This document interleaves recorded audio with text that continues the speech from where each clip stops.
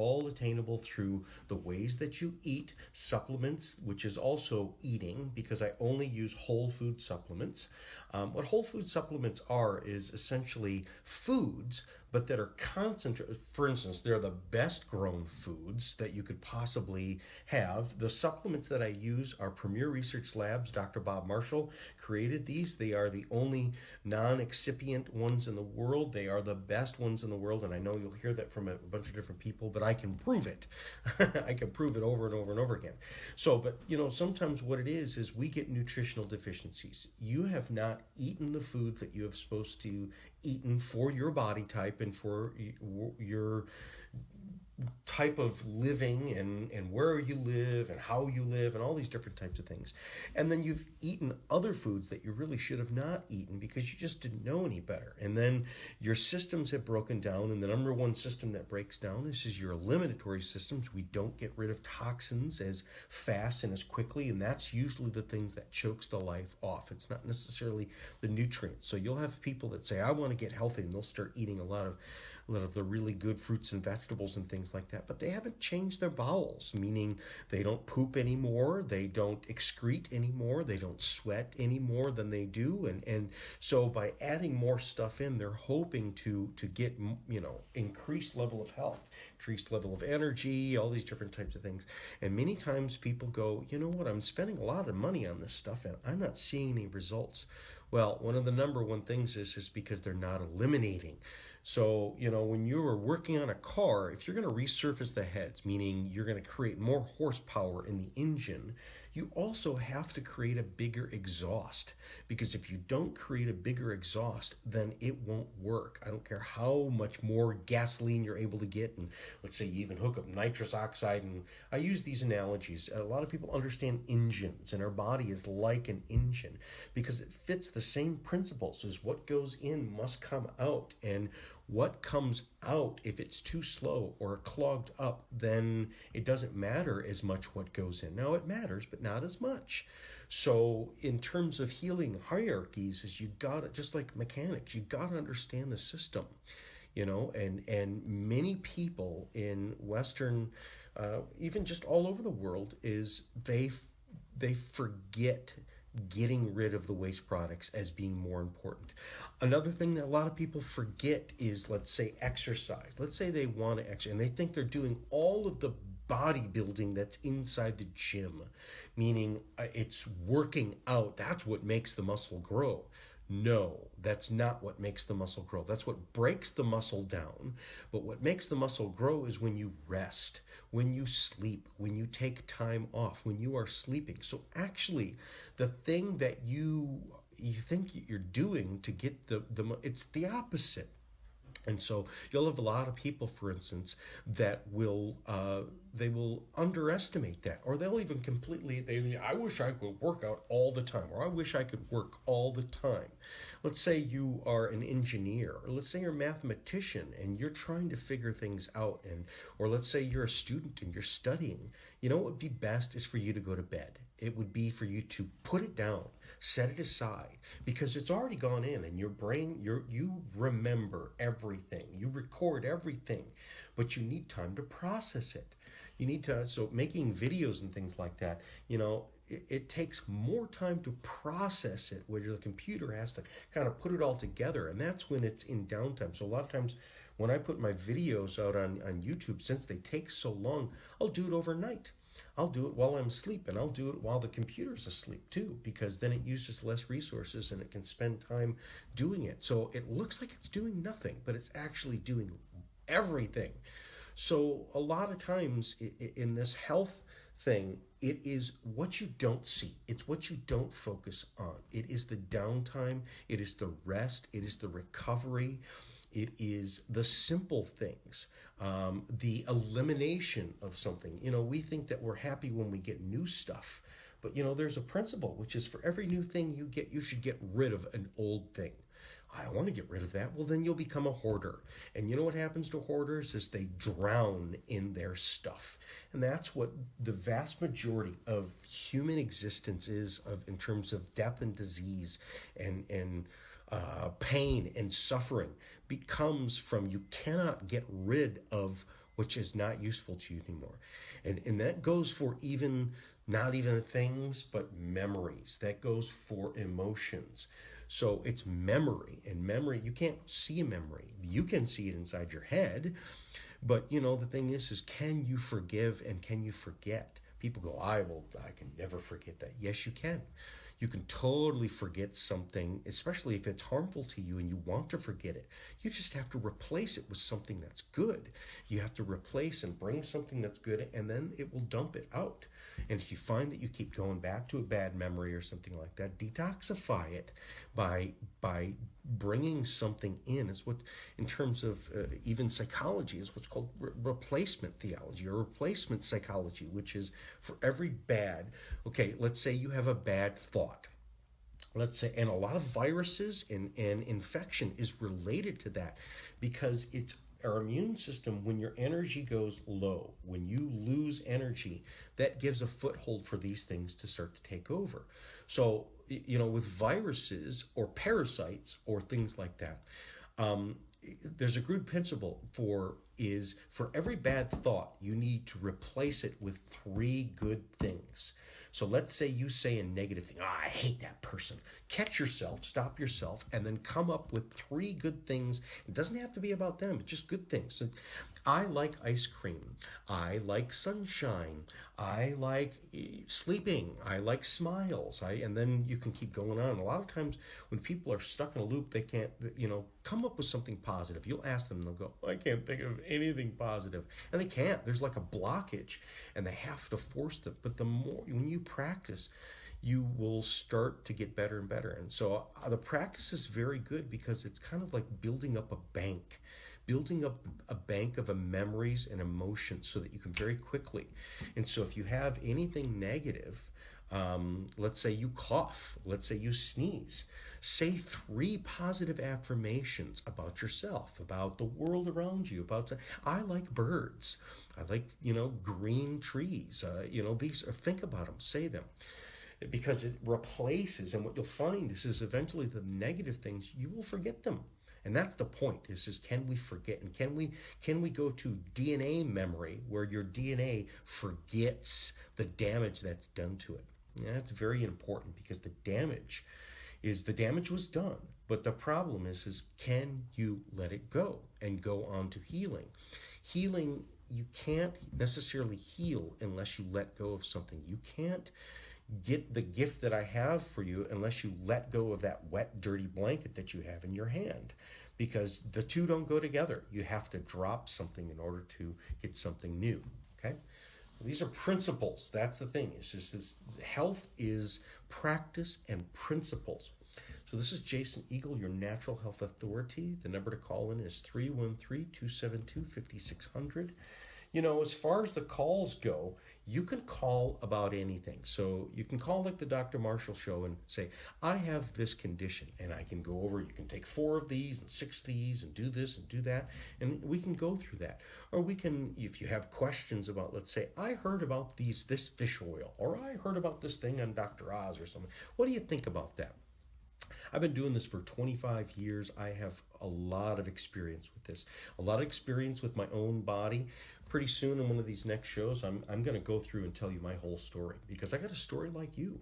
I have a body that's just like you, and I had a really sick body, and I had some things that I was born with that is in my family that I'm the only one that's fixed it, right? But I've worked my butt off, and I have worked for it, and I have searched high and low. But then I've been able to also treat people with so many different see all of these different successes. I have seen so much success. I've seen some failures. I've seen some things where it's like, shouldn't have done that. And so you learn from that. I've learned a lot of things. But probably 80 to 90% of what I do with people turns into a success. That's a huge rate, and I can document that. You can go to my, for instance, my webpage, and I'll go over this later too, which is go over testimonials. You should see the testimonials, and then you could call these people up yourself and go, did he pay you to? No, I didn't pay these people. They offered it. It's a free offering. They offer their story. This is how he helped me. And it's not me. This is the knowledge. This is the truth, okay? So now getting into some other truth, we're going to talk about today. We're going to talk about diets. We're going to talk probably with some other things, but let's start with this, which is there's lots of different diets. I have a lot of different people that this is one of the things that comes up quite a bit with a number of different people. And it's not all the same people. And quite frankly, sometimes it's funny who say this, which is that costs a lot of money, and they start quibbling over, how much it's going to cost. And what I've found is a lot of times the people that quibble over the costs are actually the people that have the most money. The rich people are the penny pinchers, and they go, I don't know if I can afford that. Whereas the people where they don't have as much money, they go, you know what, I'm ready to do it. And it's funny. It's always striked me as funny, which is it's opposite the way that you think. Okay, but it's true, which is you've got to manage your resources, and this is expensive, right? Health but disease is way more, and pain and suffering is way more expensive. It takes way more out of your life. But what I tell people, a lot of times the most powerful answers are not going to cost you anything. Quite frankly, they're going to cost you less because again, you're eating every day. You are eating food every day, which is, it's not an extra thing that you're buying. So supplements would be, say, an extra thing. Or maybe you consider supplements as part of your food. Okay, great.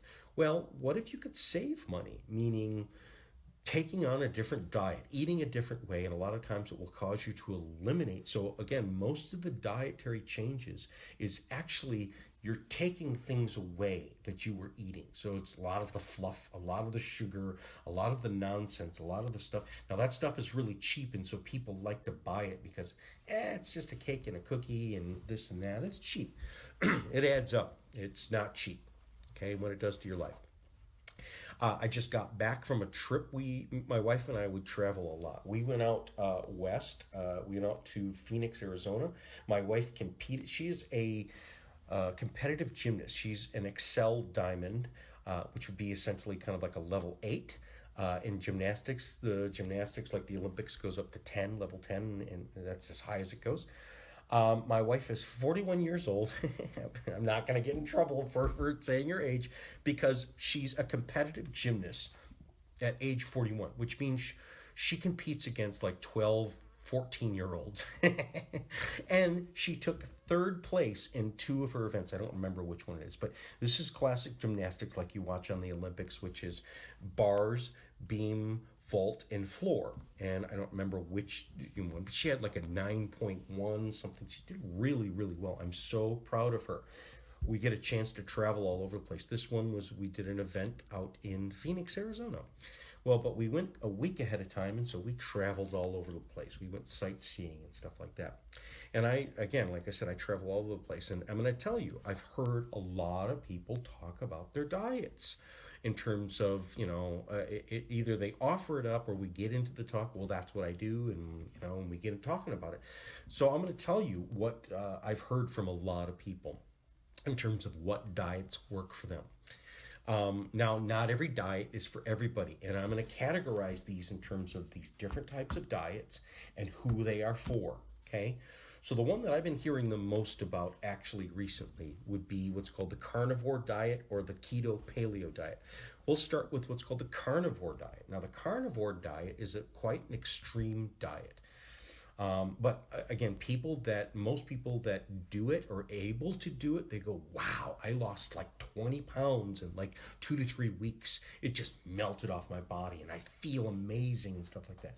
Now, let me tell you, there's people that are you can't do any one thing forever. I've seen people who have done, let's say, plant-based vegan diets, which I'll go over what that's important for. But if they do it too long, if they're not the specific type of body that's designed for, if you do it too long, then it starts to go the other way. It does great things, and then it starts to not work. And so we have to have balance. We have to have wisdom. So let's talk about this carnivore diet. The whole idea of the carnivore diet, which is just eating meat, and it's 0 carbohydrates.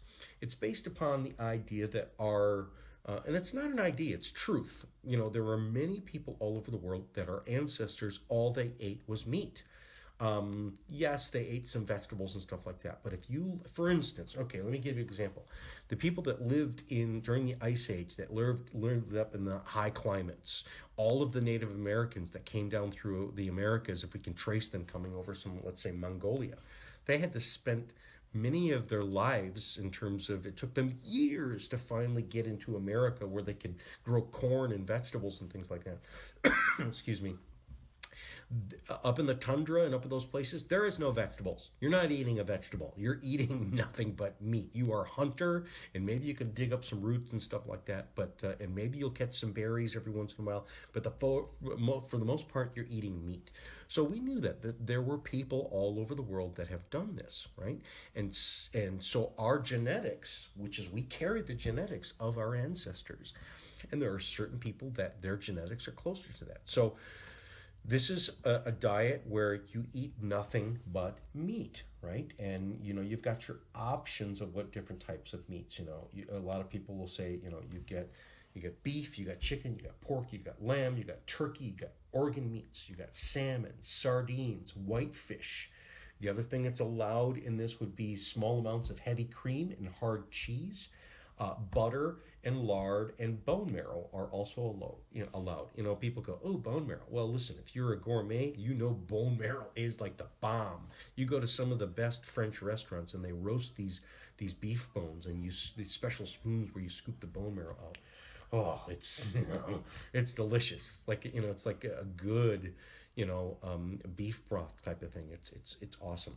But anyways, what this means is just you are eating zero carbohydrates, okay? So many of the diseases and problems in our bodies have been linked with high levels of carbohydrates that then turn into what's called insulin resistance, which is it's too much sugar. And then your system, in terms of your cells that send the insulin to make the sugar go out of the cells if it's too much sugar, because sugar can be damaging, your cells become resistant to it. And so prediabetes and diabetes is your cells do not receive insulin anymore, or very little bit. They don't respond to it. It's like bratty children that go, no, I'm not doing it. And you're going, stop it, stop it, stop it, stop it. And it's just a bratty child. It's resistant to receiving the information. So carnivore diet, it also, a carnivore diet means no vegetables, no nuts, no seeds. I thought those things are good. This is an extreme diet. So if you got people that are heavyweight, that have lots of pain and inflammation in their body, they try it. And I know a lot of people have had huge results from it. This is also some people in terms of, let's say, that have memory loss and things like that. There's a couple other diets that I'll get into that have been shown to be very, very helpful for that. Now, hold on. Excuse me. Who is carnivore diet not for? Carnivore diet is not for a person if you have kidney problems, kidney disease, because it's a lot of meat. And what it will do is meat can be very acidic. And if you already have some jammed up kidneys, meaning you already have sand or kidney stones or things like that, it will make it worse. Do not do that. It's not for anxious people, for instance, people that where they have some difficulty in terms of taking extreme diets, or people who, anxious and stuff like that. Don't try that one because it's too extreme for you. You can start phasing it. You could do a carnivore day, so start with a day and then build up to maybe a couple days and see. All of these diets that I'm going to talk to you about is you have to try it and see. And I do recommend that anybody starts working with diet because you don't know. You have no idea what your body's going to react to. And it's worth playing around with these things. You're not going to hurt yourself if you do it slowly and if you kind of dip your toes into it and see how it works. Because some of these more extreme diets, you'll know. Another thing that carnivore diet is not for is a person who tends towards constipation. If you don't poop every 3 days, do not do the carnivore diet. Because number one, let's say you have good elimination and you poop 1 to 3 times a day, you start eating the carnivore diet, many people will go, wow, Mike, I just stopped up like a vice. So you have to be careful with that one. And so if you already have some bowel issues, so work on the bowel issues in order to get yourself to be able to get to the carnivore diet. The real benefit of this one is that people can lose amazing amounts of weight. They can lose a lot of weight. Now, again, like I said, it's not for everybody. One of the other things that this is shown for, zero carbohydrates, is also been shown for epilepsy. So the research shows that, like, especially children. Now, this is for adults too, but they showed children because their diets can be controlled, meaning you can control what they eat. They can't, whereas as you get an adult, they can cheat. Children cannot cheat because they eat only what you give them. So if you have children that have epilepsy, and the worst cases are ones that are resistant to the drug. So there's lots of anti-epileptic drugs. There are some kids and adults where it doesn't work. The drugs don't work, and sometimes they even recommend doing brain surgery and things like that. Well, one of these things that have been found is the zero carbohydrate diet. There are huge cases of people who have epilepsy that the drugs don't work. They put them on a zero carbohydrate diet, and sometimes within that same day, they go to zero seizures. One of the reasons this is because it's the insulin resistance that is making the nervous system not work correctly. So if you have kind of a already challenged nervous system, this is a diet that can be very, very helpful. Now let's go to the next one. There's a diet that's similar to that, and it's two different forms. One would be called the Keto, and then one would call the Paleo. Now, both of these are low carbohydrate, meaning there are some carbohydrates that are allowed in that. It's not a zero carbohydrate. Now, keto stands for ketogenic. Ketogenic is the state. Now, that's not to be confused with what's called ketoacidosis or kidney disease.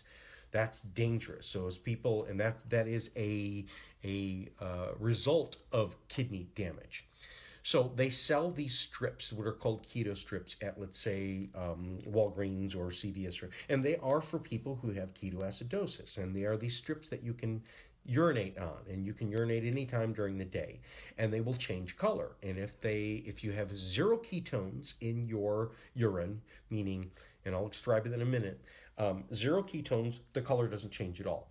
But if it starts to go to a pink, or then it starts to go into a almost kind of like a burgundy color, almost a black. If it's like a dark black burgundy, that's extreme ketosis, meaning you are producing ketones. Now, what do ketones come from?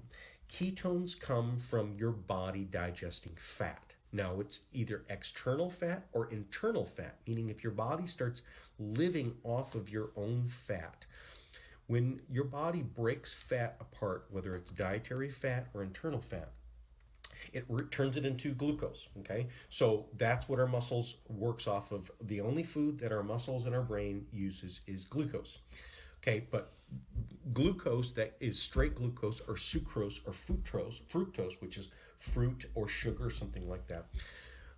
When those get broken apart, there are waste products that come out of that, and those waste products are acidic and things like that. And there's a whole bunch of other different waste products that come. That's why the sugars can be so harmful, is because they create a lot of waste products. Whereas fat, especially your own internal fat, meaning when you work out or you basically eat zero carbohydrates and your body, or low carbohydrates, and your body needs that, what it will do is it will digest your fat and it will break that apart. And then as you start digesting that and metabolizing that more, then your body will start producing these ketones, which is a gas, and then that will start to gas off. Now, ketosis, it's also a condition. One of the things that is noticeable, I actually, my cousin, she had her daughter had this, and I know other people, which is their breath smells like apples. Their breath smells sweet. It's a strange sweetness. And that's what happens when the person will do keto for a while, is that eventually the breath will change and it starts to smell sweet. Now, for a person who has, let's say, a kidney problems or metabolic process, that can be dangerous, okay? We're not talking about that. We're talking about voluntarily changing the amount of carbohydrates that you have. Now, keto is basically just lowering the carbohydrates, and I do not recommend, there's a whole bunch of, this is like the Atkins diet. I do not recommend, these, all of these diets I recommend is don't be lazy. Now, again, you can get some Weight Watchers stuff, or these, where it's these keto bars, and it's, that's cheap. That's lazy. Boxed meals, prepared meals, the bars and things like that. they're junk. They really are not very high quality, and you can do this with your own whole foods. Make your own foods. Have real fresh foods. So keto is really eating, reducing the amount of carbohydrates. That means stop eating the bread, stop eating the rice, stop eating potatoes and things like that. We can get into when you can start adding these things, because there's different levels of what's called the ketogenic diet. Now, let me tell you what ketogenic diet has been really good for. Heart disease. It can improve the risk factors of body fat. The HDL cholesterol, LDL, can change your what's called lipid profile. Cancer, it's been very good for cancer. It's been used in several types of cancer to slow tumor growth. Alzheimer's disease, epilepsy, Parkinson's, polycystic ovarian syndrome, brain injuries, and acne. Lower insulin levels and eating less sugar and processed food may help improve acne. So the ketogenic diet has been very, very good for this. Now, another thing that's different, that's similar to that, is what's called the paleo. Paleo, all it really is talking about is paleo, or Paleolithic is like our ancestors. So it's basically like, pretend you're a caveman and eat what they would have eaten. They couldn't eat that stuff in the grocery store. They could eat nuts. So it's heavier on the nuts and seeds. It's basically just like eat like a caveman would. What type of vegetables, what type of meat. It's reduced on the sugar and processed foods. And paleo tends towards going towards the nuts and seeds. Keto also is having high levels of fat. So a lot of times people that do keto or paleo, they're actually consuming what's called a coconut oil, or MCT oil, or medium chain triglycerides, which is that speeds up the body's ability to produce what's called thermogenesis, which is, if your body heats up, it will then burn up fat. And this is a thing that does this. So let me go through here. Yeah, so who is keto not for? Well, people that may have some problems with, some of the, let's say, again, the kidney problems, liver problems, these types of things, you want to phase into that. You want to be careful with that. Heart disease, these types of things those are something that you also want to be careful about. Now let's go into another diet, which is this one. When I brought up heart disease, this one is the best for heart disease, meaning you've got clogged arteries. This is called the plant-based or the pure vegan diet. So there's two different forms of plant-based, which is just not eating any meat, meaning not eating any animal products. Now, some people, they add fish into that, and they kind of cheat on that a little bit. That would be more what's called a pescatarian. Pescatarian is a person who eats, the only animal products they would eat is fish. Some people that are plant-based also include eggs, but those that are, I think that's what's called lacto-ovarian, lacto meaning they have milk and eggs, they consider that plant-based as well. Now, a pure vegan is a person who doesn't do any animal products whatsoever. Now, who is this good for? This is good for people who have, like I said, heart disease, lots of deposition, meaning deposits. If you've got deposits in your heart, if you've got clogs in your arteries, if you've got clogs in your carotid, if you tend to get clogs, let's say people that are at a risk of stroke or things like that. What that really means is you're a hoarder. Your body is holding on to too much of this excess stuff. In particular, the plaque is actually a response to damage inside your veins and arteries. I've talked about that before, but again, how do you fix it? You fix it by stop eating this stuff and then causing your body to then eat at it, and your body will then tear it apart because it needs it. It actually will need it. So this is one of the cases where I've seen people, not everyone can do this forever. I've seen people that are doing vegan, and especially if they work out or something. My wife in particular, she was plant-based, raw, vegan for years. And then when we got together, and again, like I said, she's a competitive gymnast. Her body was falling apart. It was not working for her. She has lots of food allergies and food reactions, and she did that in order to keep the swelling and things down. But what happened, and it managed it, but it also created where she was too addicted to carbohydrates. And also, she would basically fall asleep on the floor. She just could not keep her energy levels up. So I put her on some meat. I said, you need to, she didn't want to do it because she had gone without meat but as soon as she was able to do it, and find the meats that work for her, there's no going back. If you follow me on Facebook or YouTube, you see that we actually have a farm. We actually have our own animals. We just had some, if you follow, we just had some baby lambs. We had triplets. I think it was last night. One of our sheep, which is extremely rare for sheep to have triplets, twins. We've had twins, and then this year we had triplets, and they are so stinking cute. But, and we do, we raise these animals and we eat these animals, and we have chickens. We just discovered, I think we discovered some turkey eggs for the first time. We have a female turkey, and I think she's laying some, it's an adventure. We are having just a great time. But yes, she did the vegan for too long and had to switch, and it's made all the difference. She eats very, very clean. But there are some people, again, you will see that there are some top athletes out there that are vegan completely their whole life, and it works for them. And they have to, one of the things that you got to be careful about doing too long of vegan is getting too low in the B vitamins, B12, B6, B12 in particular. So you can take, let's say, nutritional yeast and stuff like that. So you can still do your vegan. Now, who has this worked really amazing for? This one of the top vegan diets or plant-based diet was designed by a couple heart surgeons, Dr. Esselstyn, Dr. Caldwell Esselstyn, and I forget the guy's other name. But essentially what this was is they are heart surgeons, the guys that do open heart surgery. And they developed this because there were people that came to them that were like 400, 500 pounds. And they basically said, you're going to have like a quadruple bypass, but you will die on the table. So go home and lose 100 pounds. Go home and do this plant-based thing and basically restrict, don't eat any meat and a very specific type of restrictive diet. And what happens is I think it was something like 90% that came back. The doctor said, you know what? We don't even have to do the surgery anymore. You cleaned yourself out. You did your own internal surgery. You can look this up, Dr. Esselstyn.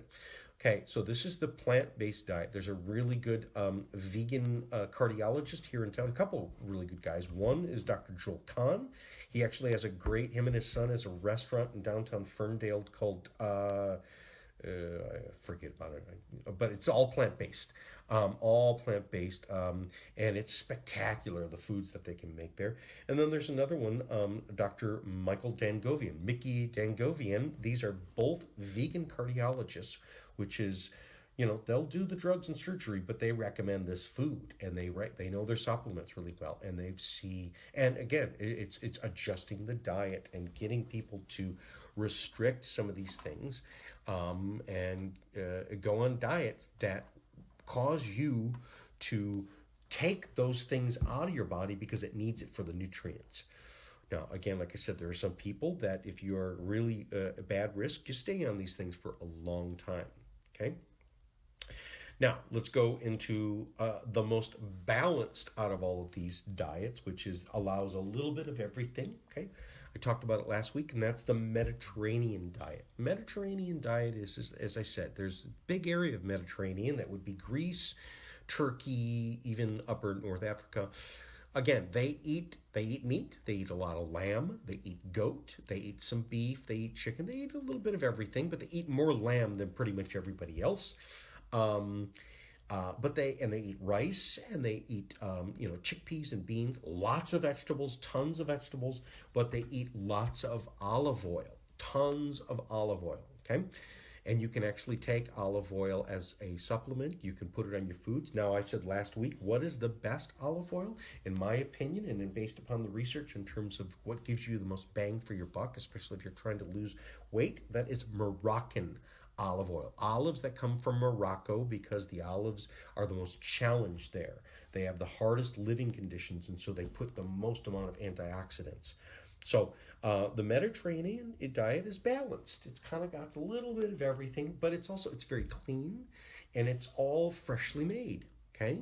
And again, they have also fair amounts of sugar in there too, which is they have the fruit sugars, they lots of pomegranates, the honey, think of like the baklava and stuff like that. So they're not afraid of eating, the stuff that we would say people are eating, but it's in balance. Same thing with like the European diet. A lot of the European diets, even some of the traditional French diets, they have lots of what we would call the harmful foods, but they have it in balance. They don't eat huge amounts of it. They eat and they drink lots of wine, and they do lots of olive oil as well too. And so there's offsets in terms of, how they do things.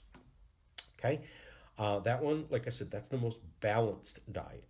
Then we're going to get into another one. This one is, okay, let me go back. So who's the Mediterranean? It's for all of these conditions that I talked about, but it's also like, again, people who just want to kind of clean their diet up and want to start trying something that says, I want to feel different.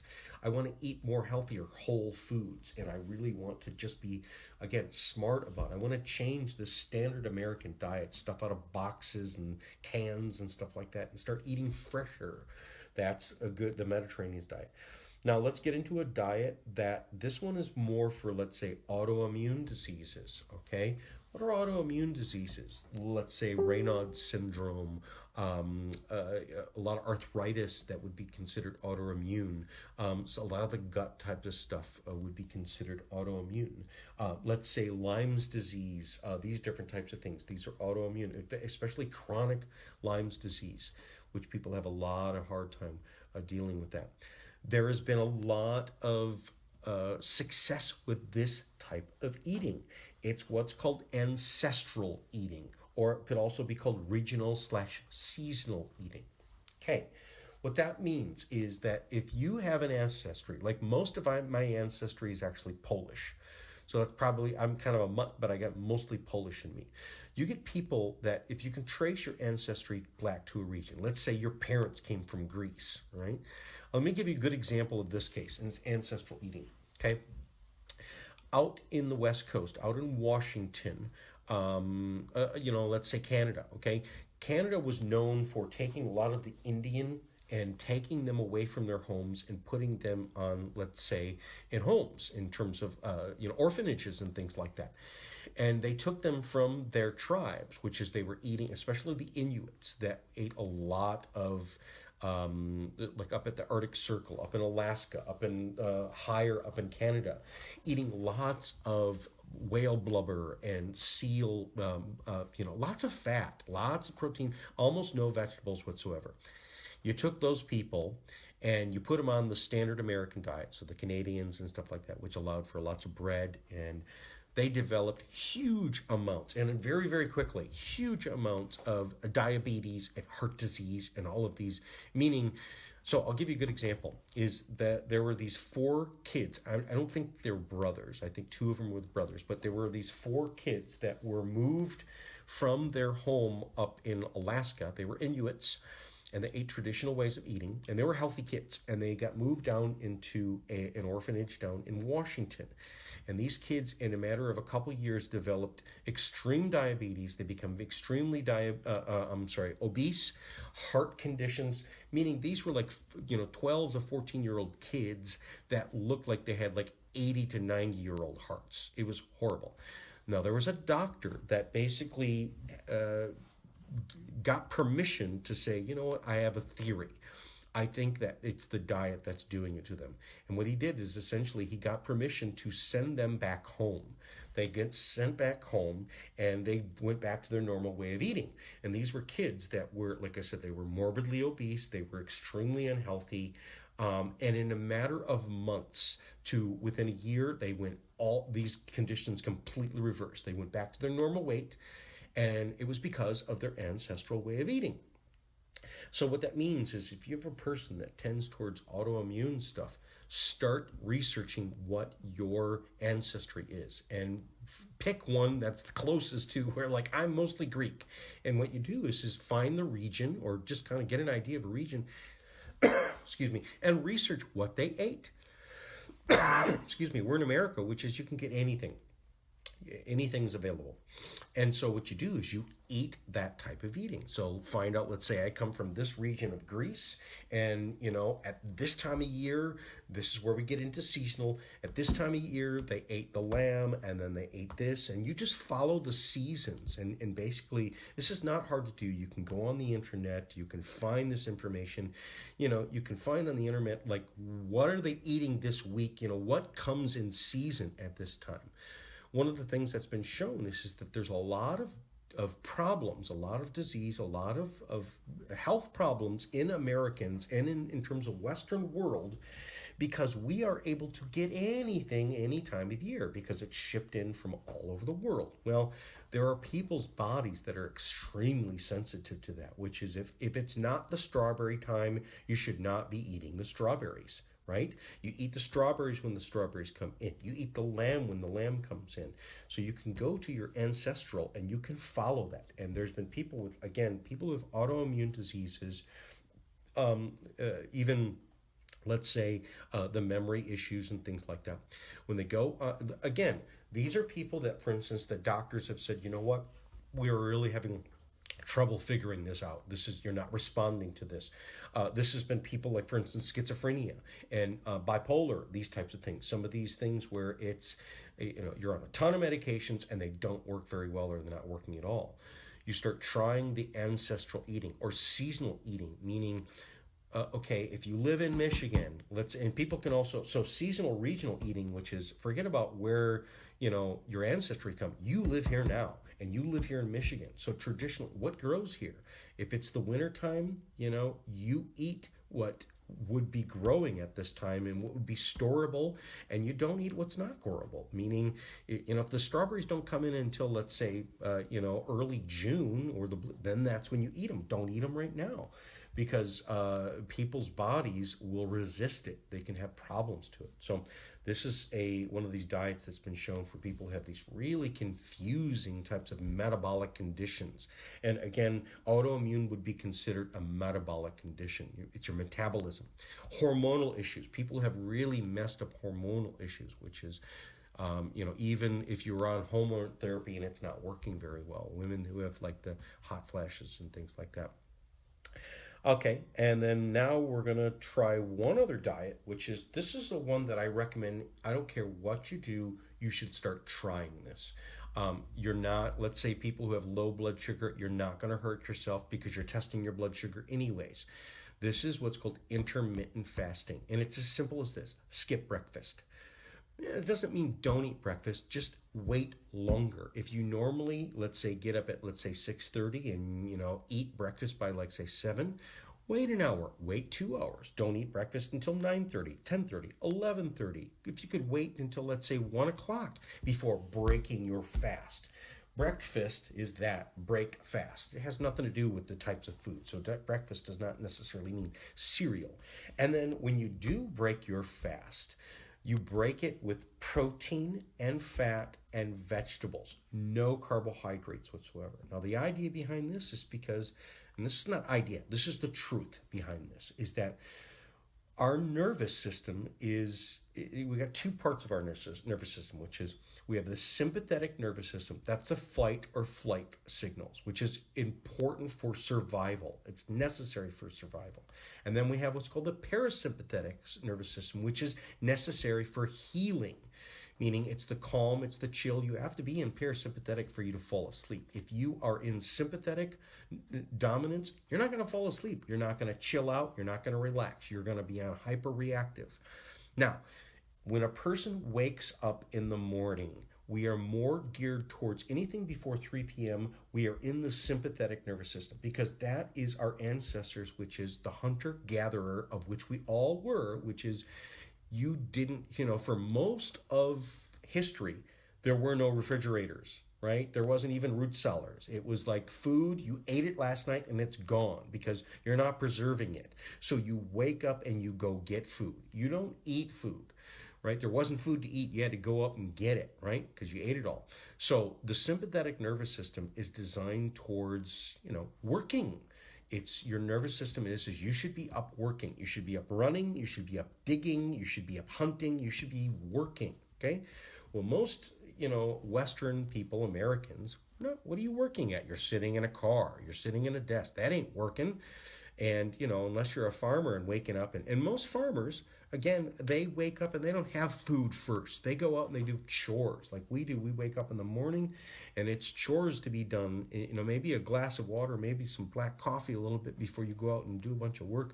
And then you come in and eat breakfast. That's what normal is, okay? Well, so if we eat breakfast, especially high carbohydrates, cereal, orange juice, the sugary, your muffins, all these different types of things. It's a pure hit of sugar that what it does is it's going to stimulate your nervous system to stay in the sympathetic nervous system.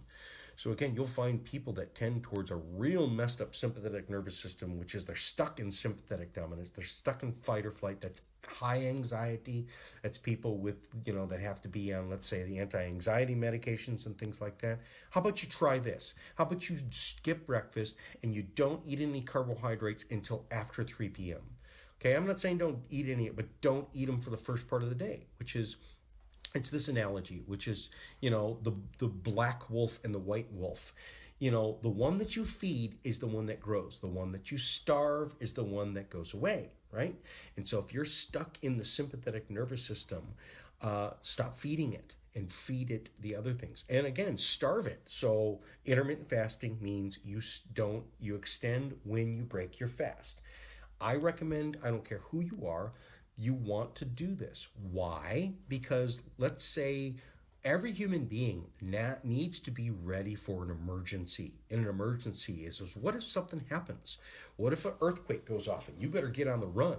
And where's your breakfast? There is no breakfast. Well, if your body is too used to having breakfast, especially a high hit of sugar, what happens if you pass out on the way? What happens if you have a brain fart and you just can't think because where's your food? Or you have like a nervous breakdown because you don't have your sugar. You need to start adjusting and desensitizing yourself and getting your body ready to be able to kind of go, if I got to go on the run, go on the run. Because, and forget about emergency. Let's say, the water goes out, or let's say a baby is born or something. There's all kinds of things that happen that meaning it can disrupt your schedule. And if you are, does your schedule serve you or do you serve your schedule? Your schedule should serve you.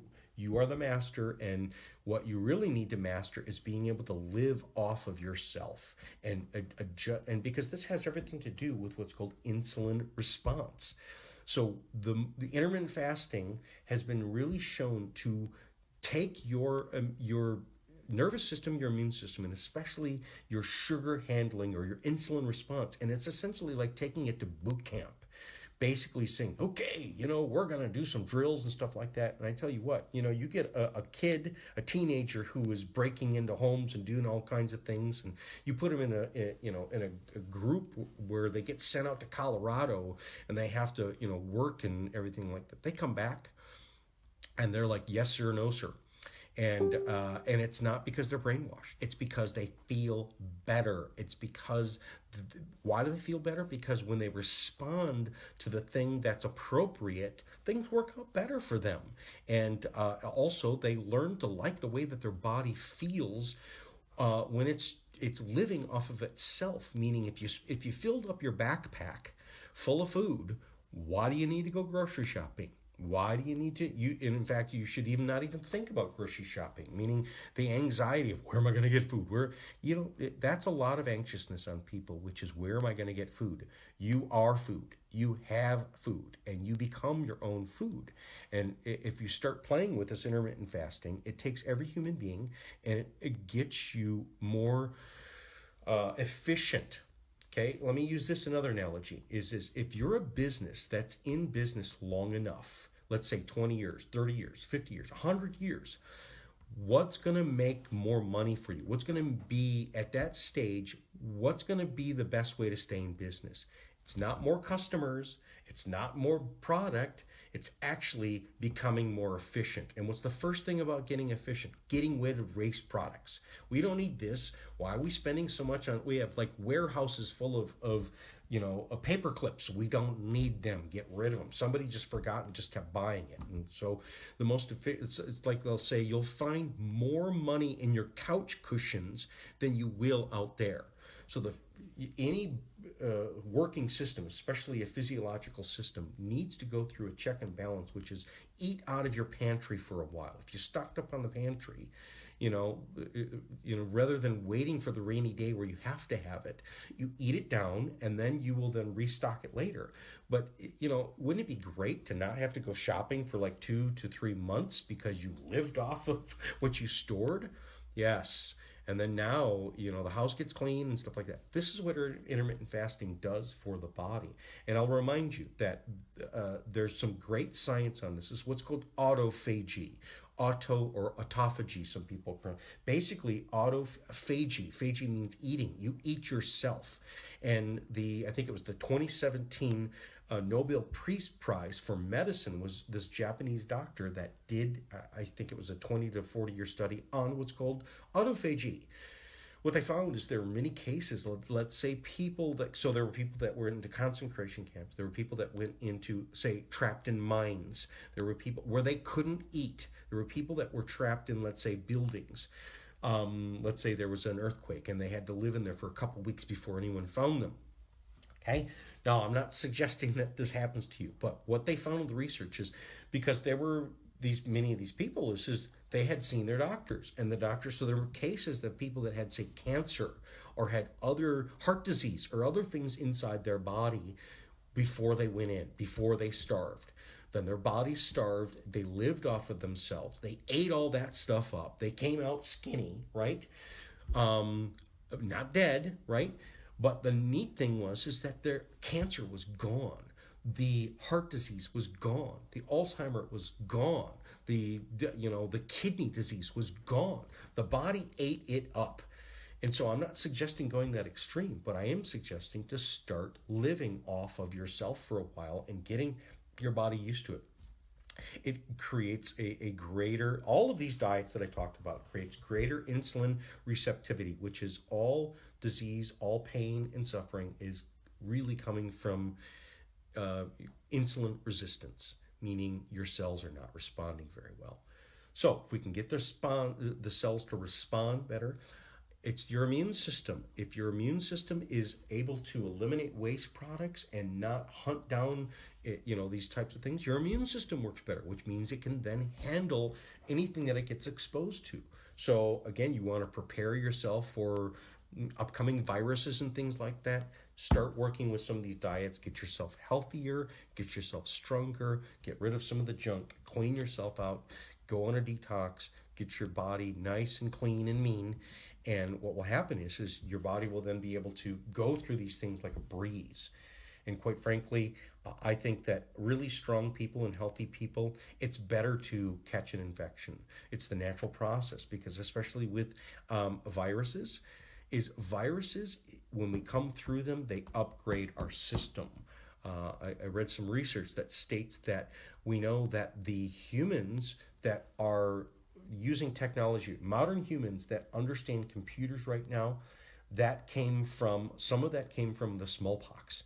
Because smallpox that killed a whole bunch of people, that a bunch of people survived, what it did is it changed our brains. It upgraded us. It's basically like the upgrade. It's like the upgrade to your phone, the new operating system.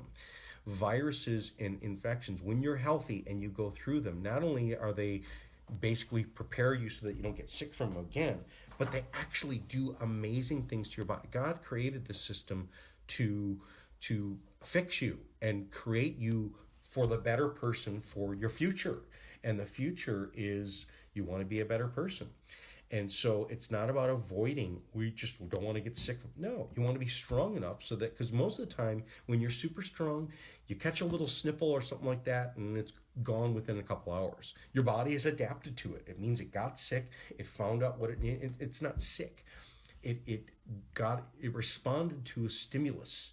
And then it responded by adjusting and upgrading, which means I'm not going to fall for that again. But what it also did is it prepared me for something that I'm going to need for later. Let's say, this like these shows of Naked and Afraid, that people go out and they have to survive.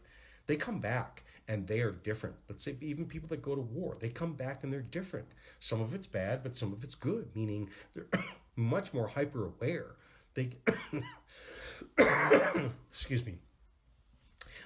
They're smarter, they're more adaptive, and so even tragedy is, if we are strong enough and healthy enough, it prepares us and makes us more adaptable later. And that is the answer to strength, is adaptability and observation. It makes you, so for instance, people that have learned how to hunt, they're much more observational. They observe things. They sit and they watch things. They can see things. And that's the real secret, is being able to observe and then respond. But most people, their heads are down, their faces in some screen. They don't look up, they don't see nothing. Get your face out of the screen and look at the world in front of you. Look up, look at the sky, look at the clouds. If you've seen them in a while, look at the world around you, because it's there.